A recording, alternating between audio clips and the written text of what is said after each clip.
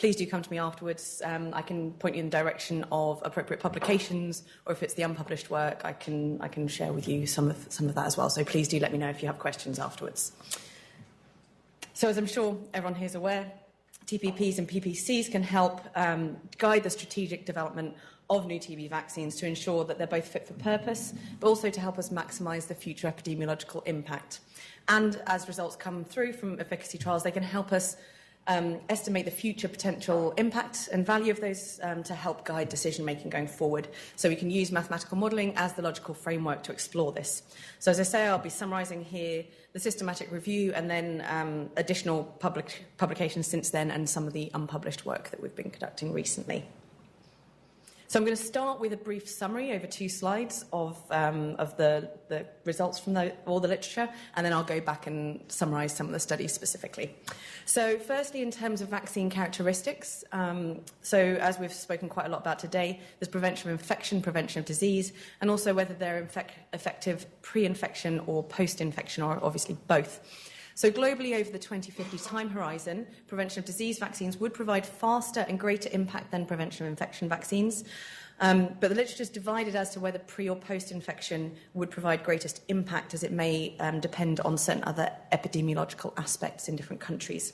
So in the recent unpublished work we've done in China, India and South Africa, a vaccine efficacious for prevention of disease in post-infection populations would have greater impact in all three settings over the time frame. But the vaccines efficacious for prevention of infection or prevention of disease in pre-infection populations would have demonstrated increasing and also useful impact in higher transmission settings such as India and South Africa. And then also to note in ageing and reactivation settings such as China over this time frame, that vaccines effective against disease post-infection will be really important to actually be able to maximise impact by 2050. Then in terms of other characteristics, there's duration of protection. So in low and middle income countries over the 2025 to 50 timeframe, as little as 5 years protection may be cost effective with appropriate vaccine and delivery. And in China and South Africa, a duration of protection at least 5 years would be ideal to ensure a reduction of at least a quarter in 2050 incidence rates. But in India, 2 years protection may be sufficient to achieve this with high enough vaccine efficacy. And then in terms of vaccine efficacies, as low as 20% vaccine efficacy could be cost-effective if delivered to adolescents and adults. Now, I'm only going to briefly touch on vaccination population because it is important for informing PPCs and TPPs, but one of the presentations that's coming after me will be going in depth on this. But just to touch on age and HIV status, so in terms of age, in low and middle income countries, adolescent and adult vaccination would deliver greater and faster impact than infant vaccination. Even with low vaccine efficacies and relatively short durations of protection, they could be cost effective. And as Willem mentioned earlier, to reduce TB in 0 to 4-year-olds, vaccination of adolescents and adults would be more effective than vaccinating neonates. And then also vaccines suitable for latently infected older adults, which is defined here as 60 years and above, would provide greater impact than adolescent vaccination in ageing reactivation-driven epidemics such as China. And then in terms of HIV status, there's one study looking at this where we found that population-level impact in South Africa would be substantially reduced with vaccines that were contraindicated in the HIV-positive population. So that is a very brief summary of everything I'm now going to go through. I'll now show you some of the specific results from some of those studies. So we'll start with the prevention of infection, disease, and pre- and post-infection characteristics. So as a summary of the available published literature, as I mentioned, prevention of disease vaccines would provide faster and greater impact than prevention of infection. And that's highlighted by a study that's not actually specifically about vaccines, but by Ryan Houben and Pete Dodd, which showed that if we were to completely block new infections from 2015, by 2050 there would still be an incidence rate of 8.3 per 100,000 population per year. So we need prevention of disease to be able to reach the WHO targets. In terms of pre-infection versus post-infection, there are actually 3 studies in the literature that suggest pre-infection would have higher impact, 3 that indicate post-infection would have higher impact. And I'll come in a moment to the modelling work that we've done on that. And then in China, in a piece of work that hopefully will be published soon, we found that in adolescent vaccination, pre-infection vaccines would be more effective, whereas in older adults, post-infection vaccines would be most effective. So also which vaccines could have most impact can be dependent on the population you're targeting your vaccine to as well. Then coming on to the unpublished research that I mentioned, where we've been modelling, transmission modelling of China, South Africa and India.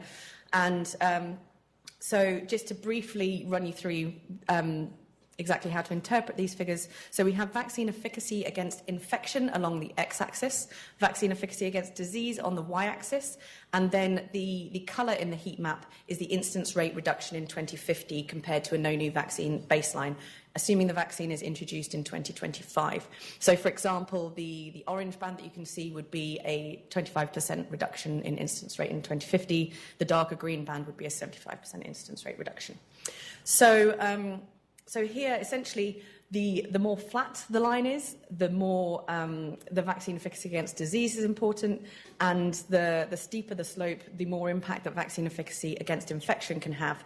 So you can see here that in all three settings, the vaccine efficacy against disease provided the greatest impact, but actually the relative impact of the prevention of infection versus disease does vary by setting, and that those with higher transmission, so South Africa and India, that the importance of prevention of infection increased in those higher transmission settings. Then if we have a think about this in terms of a vaccine, so that last one was looking at a vaccine that was effective both pre and post-infection. If we were then to consider vaccines that were either pre-infection or post-infection, so pre-infection on the top row, post-infection on the bottom row, you can see that vaccines efficacious post-infection for prevention of disease would provide the greatest impact in all three settings. And particularly in China, if you look at the difference between pre- and post-infection, that the post-infection prevention of disease vaccine will be particularly important in that setting. Vaccines efficacious pre-infection, efficacious either against infection or disease, demonstrated an increase in impact in those higher transmission settings, so as you move across from China over to India.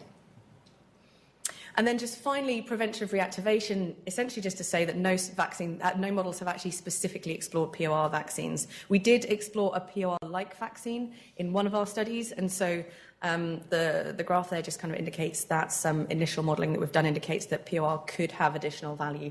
But there are some issues with developing models to look at this because of the limitations in the available data to be able to calibrate those models. So then moving on to duration of protection and vaccine efficacy. So as would be expected, all the literature supports that increased duration of protection, increased vaccine efficacy would be of value. And the study by Gwen Knight showed that a vaccine efficacy as low as 20% and with as little as 5-year duration of protection could be cost effective if it was delivered to adolescents and adults. So very low efficacies and relatively short durations of protection could have value. In the unpublished work that we've been doing, so here we actually have vaccine efficacy against infection and disease along the x-axis, and now it's duration of protection along the y-axis. You can see with 10 yearly mass campaigns and a duration of protection at least 5 years would be ideal to ensure a reduction of at least a quarter, which is that orange band, a reduction of at least a quarter in that 2050 incidence rate. Now, in India, you can see there that the orange band actually hits the x-axis, and the x-axis here is 2 years duration of protection. So that indicates that actually a 2-year duration of protection vaccine could achieve that level of impact as long as the vaccine efficacy was at least 60%. So the data aren't shown here, but we also looked at varying frequency of those mass campaigns, and that if you were to develop a vaccine that you would find had shorter durations of protection, you could compensate for that shorter duration of protection with more frequent mass campaigns. And then just to briefly touch on the vaccination population. So Gwen Knight's study showed, as mentioned, that adolescents and adult vaccination delivers greater and faster impact. Low efficacies and relatively short duration of protection could be cost effective. And the unpublished work that showed that actually to protect children, to protect young children, it would be most effective to vaccinate adolescents and adults. And our work in China showing that a vaccine suitable for latently infected older adults would provide greater impact than adolescent vaccination in ageing reactivation-driven epidemics such as China. And then briefly, we looked at the impact of safety and efficacy of vaccines in our South African model. So looking at a vaccine, first, that's safe and equally effective in HIV-positive populations, safe but with a 20% reduction in efficacy, and then contraindicated on the far side in HIV-positive populations. And you can see there's only a small reduction in the anticipated impact if you had that 20% reduction in efficacy, but if the vaccine were contraindicated in HIV-positive populations, you could see between a 10 and a 43% lower incidence rate reduction in 2050. And so understanding, essentially ideally having a vaccine that you had checked safety and efficacy in HIV populations would be important in this setting. So just a few limitations of vaccine modelling. So obviously these are all simplifications of a very complex reality. The absolute and relative impact of vaccines may be sensitive to assumptions we make about other TB control measures going forward. The point that we've been discussing several times today, especially in that first session about whether prevention of infection leads to protection in those who later, if infected, would progress to disease. That predicting the implementation success of these vaccines using new platforms is challenging, as Derek mentioned in his introduction just now. And also we've got to consider the generalisability of the models in these different countries to other settings. So to inform PPPs, TPPs and stage gates, modelling can be used to inform the minimum and the ideal profiles, and then also can be used to demonstrate the potential impact of vaccines as new results become available.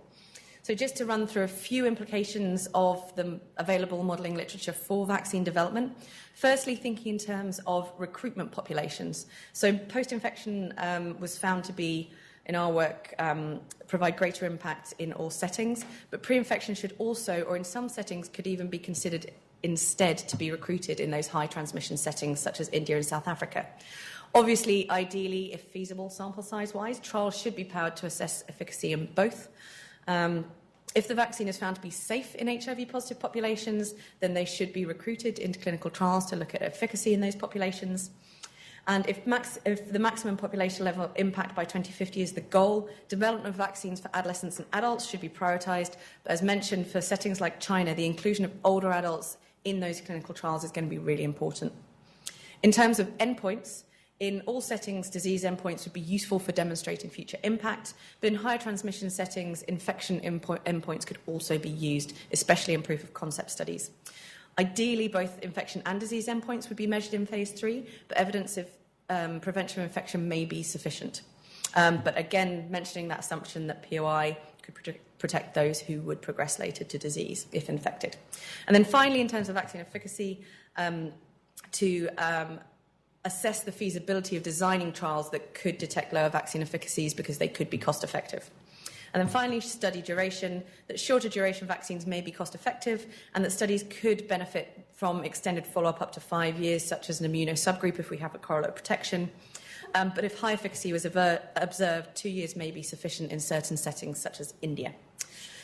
So just a couple of take-home messages. So the population level impact of future vaccines is dependent on the underlying epidemiology, that one size for either the vaccine and or the implementation may not fit all, and that the relative impact of vaccines effective against infection and disease or in uninfected or latently infected populations needs to be considered in the context of the epidemiological setting to inform decision-making for development strategy, trial design and also implementation.